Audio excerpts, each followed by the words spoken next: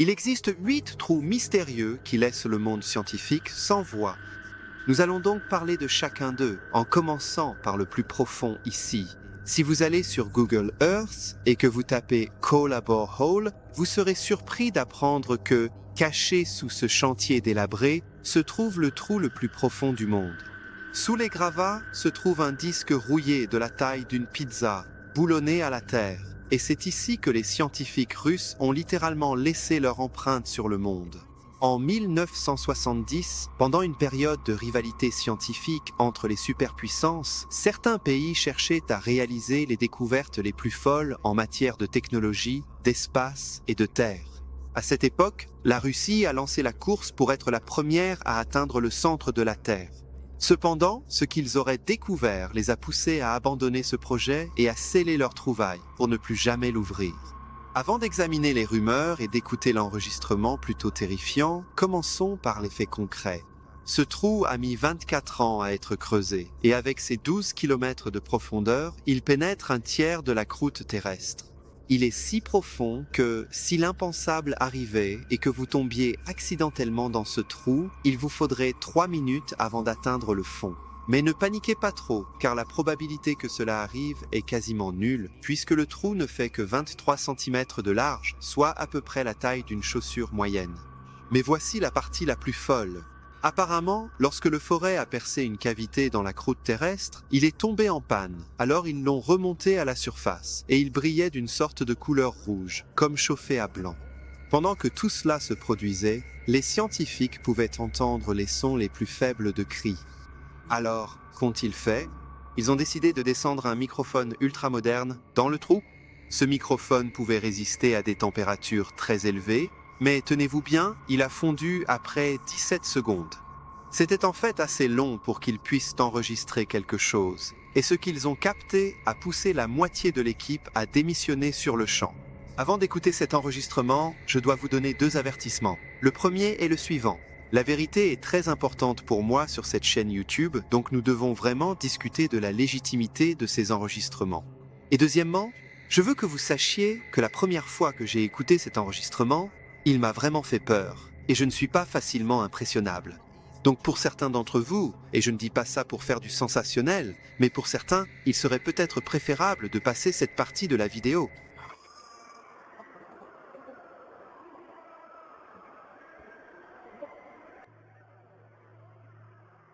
Alors, qu'en pensez-vous? Pensez-vous que l'enregistrement est authentique? Eh bien, il y a encore plus. Alors que le microphone fondu remontait à la surface, une colonne de fumée l'accompagnait, et de ce nuage noir est sortie une grande créature ressemblant à une chauve-souris avec les mots « J'ai conquis » inscrits sur ses ailes. En 1989, un autre détail de cette histoire a été rendu public, car apparemment un membre de l'équipe a dénoncé les autres, affirmant qu'ils ne foraient pas à des fins scientifiques, mais qu'ils cherchaient en réalité l'enfer. Il affirme qu'au départ, lors d'un autre projet sans rapport, les Russes l'avaient découvert accidentellement en Serbie, et qu'ils voulaient donc approfondir cette exploration. Mais quelle que soit la vérité, il y a une chose dont on peut être certain. Depuis lors, ce trou est devenu célèbre sous le nom de le puits de l'enfer. Entre nous, il existe en réalité une autre version de cette histoire. Un Norvégien a voulu faire une farce aux chrétiens pour prouver qu'ils ne sont pas seulement nés de nouveau, mais aussi qu'ils sont nés de la dernière pluie. Alors ce qu'il a fait, c'est qu'il a envoyé par email un enregistrement tiré d'un film vintage de 1972 appelé Barren Blood, et il l'a transmis à une chaîne de télévision chrétienne appelée TBN, puis il a attendu de voir combien de chrétiens crédules allaient tomber dans le panneau. Et effectivement, en 1989, TBN a diffusé une émission intitulée « Les scientifiques ont découvert l'enfer ». Et leur histoire a fait non seulement sensation dans le monde chrétien, mais aussi dans les journaux, et même l'émission plutôt curieuse d'Art Bell, 10 ans plus tard, y a consacré un épisode en 1998. Mais les gens restent profondément divisés sur l'authenticité de ces enregistrements, car ils pensent que les enregistrements du forage de Kola sont complètement différents de ceux du film Barren Blood. Je veux vraiment savoir, qu'en pensez-vous? Pensez-vous que c'est complètement absurde ou croyez-vous que les Russes sont réellement tombés sur quelque chose? Eh bien, il y a une chose dont je suis sûr, et c'est celle-ci. L'histoire, en ce moment même, est en train de se répéter, car la Chine a lancé quelque chose qui fait littéralement exploser Internet. En 2021, le président Xi Jinping a ordonné à un groupe de scientifiques de commencer à creuser un trou de près de 10 km de profondeur dans la croûte terrestre, tout cela au nom de la science. Le trou sera si profond que l'on pourrait y loger 26 Empire State Buildings. Et il n'est pas non plus secret que, quoi que la Chine cherche, elle le trouvera rapidement, car contrairement au forage russe, leur perceuse ne mettra pas 24 ans. Le projet, qui a débuté en juin 2023, prévoit d'être achevé exactement 457 jours plus tard. Cela, bien sûr, si leur foreuse peut résister à une chaleur de 180 degrés, ce qui posait constamment problème à l'équipement des Russes. Le troisième trou mystérieux de notre liste est la mine de diamants de Kimberley, située en Afrique du Sud. Cette mine, qui fait 790 pieds de profondeur, a été creusée uniquement à la force humaine, à l'aide de pioches et de pelles. Mais il a tout de même fallu 50 000 hommes pour y parvenir, et ils ont creusé de 1871 à 1914. Et pendant tout ce temps, devinez combien de diamants ils ont découvert ? Plus de 13 millions de carats de diamants, y compris peut-être le diamant le plus célèbre du monde, le Cullinan, qui est serti dans les joyaux de la couronne de mon pays, l'Angleterre. Vous connaissez peut-être déjà l'énorme expérience qui se déroule actuellement en Antarctique, mais au cas où vous ne le sauriez pas, elle s'appelle IceCube Neutrino. Pour faire simple, les scientifiques utilisent des foreuses à eau chaude dans le but d'observer le cosmos depuis les profondeurs des calottes glaciaires. Une fois sous la glace, les scientifiques utilisent un grand détecteur appelé IceCube, qui recherche de minuscules neutrinos, créés par des événements cosmiques comme une supernova ou même un trou noir. Et les scientifiques pensent que ces petites particules nous aident à comprendre l'univers d'une manière que nous pensions impossible. Notre cinquième trou fait parler les Graham Hancock du monde entier, car certains pensent qu'il apporte la preuve d'une civilisation disparue. Le Deep Blue Hole, situé au Belize, en Amérique centrale, est un grand gouffre sous-marin, et les scientifiques traditionnels pensent qu'il s'agissait d'un système de grottes calcaires qui se sont effondrées lorsque le niveau de la mer a commencé à monter et que les grottes ont été inondées. D'accord, posons la question évidente ici. Pourquoi certaines personnes pensent-elles que cette magnifique destination de plongée pourrait avoir une autre histoire cachée ? Eh bien, la rumeur veut que, parce que le Blue Hole est si circulaire, parce qu'il est creusé de façon si précise, certains affirment qu'il est impossible que la nature ait pu faire cela. Non, il s'agirait d'une structure artificielle, et peut-être même d'un portail vers une autre dimension, et avant que l'eau de mer ne le recouvre, c'était l'entrée d'une cité perdue. Bien qu'il n'y ait aucune preuve pour étayer toutes ces rumeurs, personne ne peut nier la réalité de notre prochain trou intrigant, le Berkeley Pit. Cette mine de cuivre située dans le Montana a été ouverte en 1955 et pendant les 27 années suivantes, elle a produit la somme impressionnante de 1,3 milliard de tonnes de minerais de cuivre.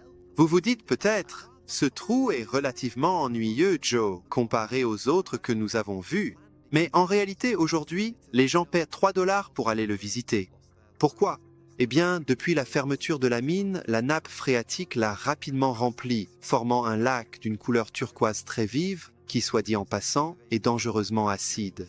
Les défenseurs de la faune doivent donc assurer une surveillance permanente pour empêcher les oiseaux de se poser sur l'eau, car on sait que des milliers d'oiseaux ont déjà perdu la vie dans ce lac. Nous arrivons à l'avant-dernier trou, qui est sans doute le plus satisfaisant à regarder. Le lac Berryessa est le gouffre qui a captivé les yeux de nombreux touristes. Son fonctionnement est le suivant. Lorsque le niveau de l'eau commence à monter, le gouffre en béton permet d'empêcher le débordement. Il est en fait capable d'évacuer jusqu'à 48 000 mètres cubes d'eau par seconde. De nombreux YouTubers ont d'ailleurs réalisé des vidéos en jetant différents objets dans le gouffre pour voir s'ils survivraient ou non, y compris un iPhone. Et oui, il a survécu. D'accord, le numéro 8 est de loin le trou le plus mystérieux de notre liste, car ce trou se trouve dans le royaume invisible. Ce trou ne peut pas être vu par le monde des vivants, mais il appartient aux morts. Quel est le nom de ce trou ? Il s'appelle le puits sans fond, ou aussi connu sous le nom d'abîme. Avant d'aller plus loin, je dois vous dire que ce puits n'est pas vide et qu'un jour il sera ouvert. Et je me demande ce qui vous traverse l'esprit en entendant cela, lorsque je vous dis qu'il existe un endroit sans fond, sans sol. Autrement dit, si jamais vous entrez dans ce puits sans fond, vous tomberez pour toujours, éternellement. Pas de repos, pas de paix, juste une chute sans fin. Mais c'est ce qu'il y a à l'intérieur qui vous donnera la nausée. Les habitants du puits sans fond sont les êtres les plus maléfiques, les plus impensables, que même l'esprit le plus obscur ne pourrait imaginer. Et ces créatures démoniaques ont un roi appelé Abaddon, que certains considèrent comme un esprit distinct, tandis que d'autres, moi y compris, pensent qu'Abaddon, dont l'autre nom est Apollyon, est en réalité Satan lui-même. Nous savons que de ce puits sans fond, le bras droit de Satan s'élèvera et c'est lui qui va gouverner le monde jusqu'à ce que Jésus le vainque. Nous savons que ce puits est si effrayant que lorsque Jésus a réprimandé l'esprit mauvais, appelé Légion, qui était dans un homme, ils ont supplié le Christ de leur permettre d'entrer dans un troupeau de porcs plutôt que d'être renvoyés dans l'abîme. Cette phrase à elle seule nous enseigne énormément. Premièrement, il existe un endroit si terrifiant qu'une bande de ces êtres mauvais et malfaisants supplie « S'il te plaît, ne nous envoie pas là-bas ». Et ensuite, la deuxième chose est la suivante. Cela nous montre que si Dieu est prêt à faire preuve de miséricorde envers ces choses mauvaises, combien plus voudra-t-il te faire miséricorde si tu viens à lui avec foi. Maintenant, s'il vous plaît, ne me comprenez pas mal. Ces créatures maléfiques ne trouveront jamais le salut. Elles ont eu leur chance et elles ont été chassées du ciel. Elles ont eu autrefois l'opportunité d'être avec Dieu pour l'éternité et elles l'ont gâchée. Mais ce n'est pas la situation dans laquelle tu te trouves. En ce moment même, tu as une fenêtre d'opportunité. En ce moment même, tu as la possibilité de trouver le salut en Jésus-Christ. Mais certains d'entre vous sont trop orgueilleux et j'aimerais que vous arriviez à un point où vous craindriez celui qui va jeter Légion, Satan, et toutes ces créatures maléfiques dans l'abîme sans fond. Et ensuite de là, il les mettra dans l'étang de feu. Et cet étang de feu est l'endroit où tu pourrais bien être destiné si toi aussi tu as refusé l'offre de Jésus-Christ, la rédemption et le pardon. Peu importe à quel point tu te sens en sécurité ou protégé, tu as creusé pour toi-même un trou très profond. Et l'outil que tu as utilisé est une pelle en forme de péché. Alors aujourd'hui, souviens-toi, il n'y en a qu'un seul qui peut te délivrer de ce gouffre, et son nom est Jésus-Christ. Pourquoi Jésus est-il le seul qui puisse te délivrer? Parce qu'il est le seul à être descendu dans les profondeurs du Shéol, de la tombe, de l'Hadès, et il est le seul à en être ressorti victorieux de l'autre côté. La Bible dit « Or, que signifie « il est monté » sinon qu'il est aussi descendu dans les régions inférieures de la terre » Mais non seulement il est descendu dans les régions inférieures, mais il a aussi prêché aux esprits qui y étaient emprisonnés. La Bible dit, c'est aussi par lui qu'il est allé prêcher aux esprits en prison, qui autrefois avaient été incrédules lorsque la patience de Dieu se prolongeait au jour de Noé. Et après avoir prêché, il a libéré de nombreux captifs qui étaient retenus là. C'est pourquoi il dit, lorsqu'il est monté en haut, il a emmené des captifs et il a fait des dons aux hommes. Nous parlons ici de choses profondes, au sens propre comme au figuré. Mais essentiellement, avant que Jésus ne meure sur la croix, avant que la transaction légale de tous les péchés du monde ne soit transférée dans le corps du Christ, avant qu'il ne soit puni pour notre péché, il n'y avait qu'un simple couvercle sur le péché. C'est de cela que parlaient tous ces sacrifices pour le péché dans l'Ancien Testament. Il ne pouvait que couvrir le péché. Mais lorsque Jésus a été crucifié, il y a eu en réalité une élimination définitive du péché. Désormais, le Christ a enseveli nos péchés au fond de l'océan si nous venons à lui avec foi. Le problème a été totalement réglé. La dette a été payée. Le compte a été soldé dans son propre sang. Ainsi, non seulement ceux qui aujourd'hui placent leur foi dans le Seigneur Jésus-Christ peuvent recevoir le don de la vie éternelle et la rédemption des péchés, mais aussi ceux d'autrefois, dans l'Ancien Testament, ceux qui ont mis leur foi dans le Messie avant la mort du Christ, eux aussi peuvent désormais être libres. Eux aussi ont été délivrés des griffes du Shéol. Pourquoi? Parce que celui que le Fils a franchi est réellement libre. Jésus est véritablement le Roi des rois et le Seigneur des seigneurs. Parce qu'il est coégal avec le Père, il a aussi autorité sur le ciel. C'est sa demeure, c'est l'endroit d'où il vient. Maintenant, lorsque son esprit est entré dans un corps lors de l'incarnation, lorsqu'il a revêtu une peau, il a prouvé qu'il avait aussi une autorité totale sur la terre. Lorsqu'il a lui aussi été placé dans un trou sombre, mis dans une fosse, mort, sans vie, dans une obscurité totale, lorsqu'une pierre tombale a été roulée pour l'enfermer dans cette misère, il a montré au monde qui il était vraiment en sortant de ce trou, terrassant la mort et la vainquant. Oh mon cher ami, tu ne peux pas échapper à la réalité que Jésus-Christ est la personne la plus puissante de l'univers. Il a l'autorité dans le plus haut des cieux, il a l'autorité dans notre royaume terrestre, et il a l'autorité dans le royaume le plus bas, sous la terre. Il est le roi des rois et le seigneur des seigneurs. Il est le maître de l'invisible et du visible, et la question doit être posée. Pourquoi toi, petit homme, petite femme, pourquoi refuses-tu de plier le genou et de venir à lui avec foi? Pourquoi ne crains-tu pas Dieu? C'est ce que je veux te demander maintenant, car tu devrais craindre celui dont toutes les légions de ces êtres maléfiques étaient terrifiées, celui qui va jeter Satan lui-même dans l'abîme sans fond, celui qui a créé ces choses profondes, grandes et merveilleuses de l'univers, et celui qui, un jour, pourrait te jeter, toi et toutes ces choses mauvaises, dans le lac de feu. Pourquoi ne le crains-tu pas? Pas d'une peur où tu es terrifié et où tu trembles de peur, mais d'une crainte où tu le respectes, où tu révères celui qui tient mes battements de cœur entre ses mains. C'est lui qui m'a donné la vie, mais Dieu veut aussi que tu l'aimes parce qu'il t'aime. C'est tout le sens de la croix. C'est pourquoi il a voulu te racheter lorsqu'il est mort sur cette croix pour tes péchés, et je t'en supplie maintenant, viens à lui, parce qu'en ce moment, que tu le saches ou non, tu es dans un trou. Peut-être es-tu dans un trou de désespoir. Peut-être es-tu simplement dans un trou de péché ou dans un trou où tu ne vois même plus rien. Mais la Bible fait une promesse. Dieu descendra et il te sortira de ce trou sombre où tu es resté si longtemps que tout est sale. C'est comme de l'argile boueuse. Il te sortira de cette argile boueuse et il te placera sur un rocher solide et t'établira sur un rocher qui est fondé en Christ. Et je désire tellement que tu trouves cela aujourd'hui, que tu viennes à lui. Je veux que tu puisses chanter cet hymne qui dit ceci: du sable mouvant, il m'a relevé. D'une main tendre, il m'a relevé. Des ombres de la nuit aux plaines de lumière, oh, louez son nom, il m'a relevé. Et ma prière est que tu puisses aussi dire: le Christ Jésus m'a relevé et m'a sauvé. Encore une chose.